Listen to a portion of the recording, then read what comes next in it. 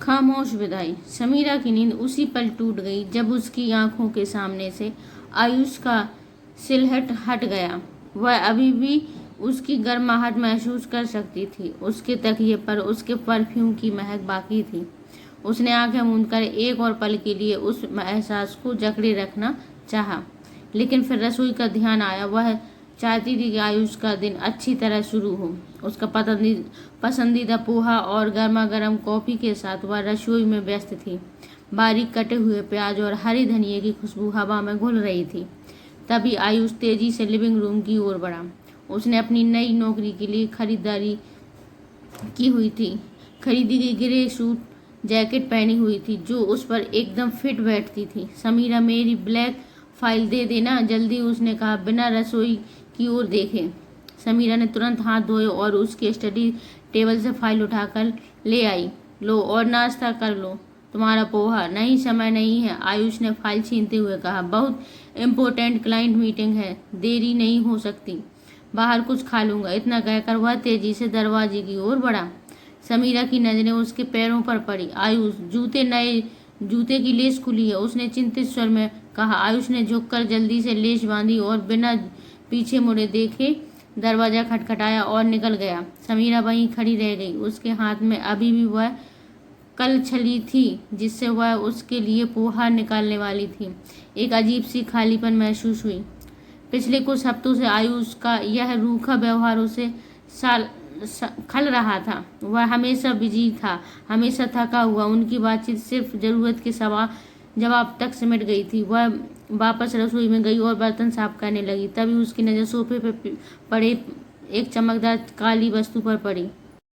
वह आयुष की black file थी। शायद जूते की लेस बांधते वक्त वह वहां गिर गई थी। उसने तुरंत आयुष को फोन किया। 1 बार, 2 बार, 5 बार फोन बजता रहा, लेकिन उसने कट कर दिया। समीरा को लगा शायद मीटिंग शुरू हो गई है। उसने एक मैसेज किया, तुम्हारी फाइल घर पर रह गई है, जरूरत हो तो मैं लेकर आ जाऊं। कोई जवाब नहीं आया। घबराहट बढ़ने लगी। आयुष अपनी नौकरी को लेकर बहुत सीरियस था। यह फाइल उसके लिए बहुत जरूरी थी।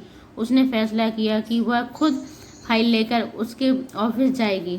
शायद इससे पहले कि मीटिंग पूरी तरह शुरू हो वह वहां पहुंच जाए। उसने जल्दी से तैयार होकर एक ऑटो पकड़ा। रास्ते भर वह आयुष का फोन ट्राई करती रही, लेकिन हर बार फोन बजकर कट जाता। उसका दिल एक अजीब से डर से धड़क रहा था, एक अनजाना सा अंदेशा जो उसे बेचैन कर रहा था।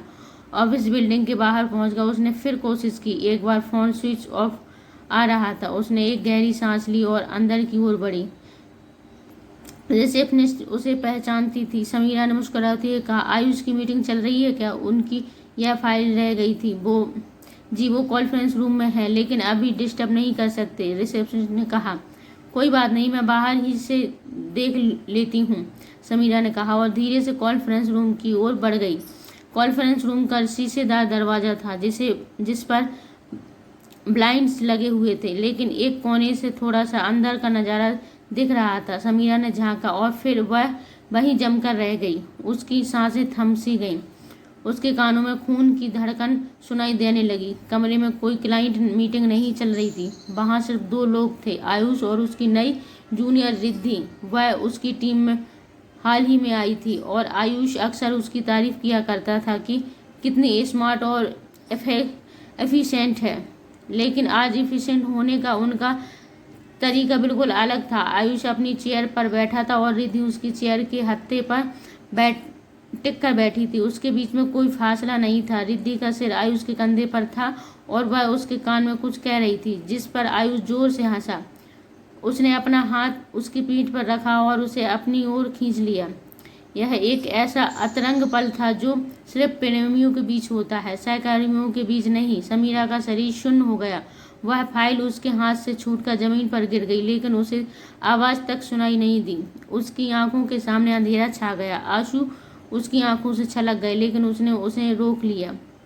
उसने खुद को संभाला। उसने एक बार फिर उस दृश्य को देखा, जैसे खुद को यातना दे रही हो, यकीन दिला रही हो कि यह सच है। फिर वह धीरे धीरे मुड़ी। उसने फाइल उठाई, उस रिसेप्शनिस्ट की तरफ देखा जो शायद सब कुछ समझ चुकी थी और शर्मिंदा नजरें नीचे किए हुई थी। समीरा ने फाइल उसकी टेबल पर रख दी और बिना एक शब्द कहे, बिना पीछे मुड़े देखे ऑफिस से निकल आई।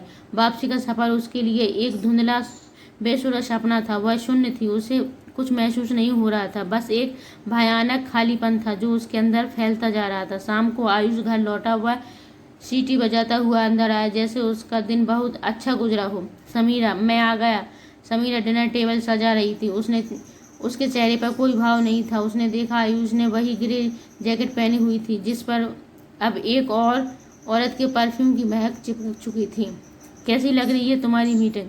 समीरा ने पूछा। उसकी आवाज़ इतनी सपाट और शांत थी कि खुद आयुष को हैरानी हुई। आयुष ने नजरें चुराते हुए जवाब दिया, बहुत बिजी दिन था, बहुत थक गया हूँ, खाना जल्दी खाता हूँ, सोना है। उसने जल्दी जल्दी खाना खाया और बिस्तर पर जाकर तुरंत सोने का बहाना करने लगा। समीरा ने बर्तन साफ किए, हर बर्तन मानो उसके विश्वास के एक टुकड़े को अपने हाथ बाहर ले रहा था। रात भर आयुष की नींद बहुत गहरी थी, जैसे किसी बहुत भारी बोझ से छुटकारा मिल गया हो। लेकिन समीरा की आंखों के सामने वही दृश्य घूम रहा था। उसकी आंखें सूज गई थीं, लेकिन अब उसमें आंसू नहीं, एक ठोस निर्णय था। सुबह होते ही आयुष की नींद खुली। उसकी तरफ का बिस्तर खाली था। उसे लगा शायद समीरा नाश्ता बना रही होगी। उसने आलस भरा एहसास किया और मुस्कुराया। सब ठीक था, लेकिन जब वह कमरे से बाहर निकला तो घर में एक अजीब सी खामोशी थी। रसोई साफ और सुनसान थी, कोई नाश्ता नहीं बन रहा था। लिविंग रूम में जाकर उसने देखा कॉफी टेबल पर एक सफ़ेद लिफाफा था। उसके दिल की धड़कन एक पल के लिए रुक सी गई। उसने लिफाफा खोला, अंदर एक चिट्ठी थी और तलाक के कुछ कानूनी दस्तावेज जिन पर समीरा ने पहले ही हस्ताक्षर कर दिए थे। चिट्ठी पर साफ सुथरी हैंडराइटिंग में लिखा था, आयुष, विश्वास एक ऐसा कांच होता है जो एक बार टूट जाए तो फिर कभी जुड़ता नहीं। तुमने न सिर्फ मेरा विश्वास तोड़ा है, बल्कि उसकी कीमत और अहमियत भी तुमने कभी समझ नहीं आई।